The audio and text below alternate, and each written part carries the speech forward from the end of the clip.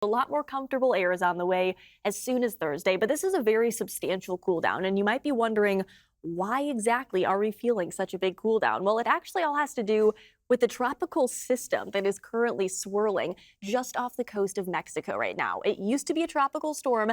Now it's a tropical depression. It continues to weaken as it heads into the cooler waters of the Pacific.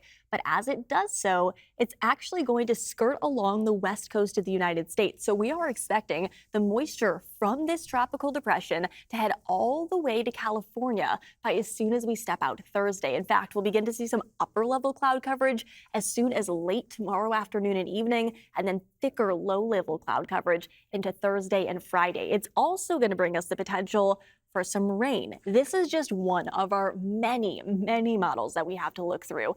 It's still very uncertain exactly how much, if any, of that rain is going to fall in the Bay Area. In fact, early this morning, most of the models are trending towards Southern California and the Sierra seeing rain. But as of this evening, the models are beginning to trend towards the central part of the state and the Bay Area seeing a bulk of the moisture. So by tomorrow morning, that could all potentially change. There is a lot of model variability in the forecast. So whether or not we actually see rain from this system, it is still very unknown. But what we do know for sure is it is going to be a lot cooler on Thursday. It is going to be a lot cloudier, and there is the potential for dry lightning from this system. So fire danger is going to be something that we're going to be keeping a very close eye on Thursday and into Friday if no moisture is able to come out of this system. But I have my fingers crossed that at least we get a little bit of something to wet the very dry fuel on the ground so that we won't have to worry about that fire danger. But again, Thursday and Friday, those are the days to look out for, and maybe even keep an umbrella handy in case we do get a bulk of that moisture. We'll keep you updated though, because again,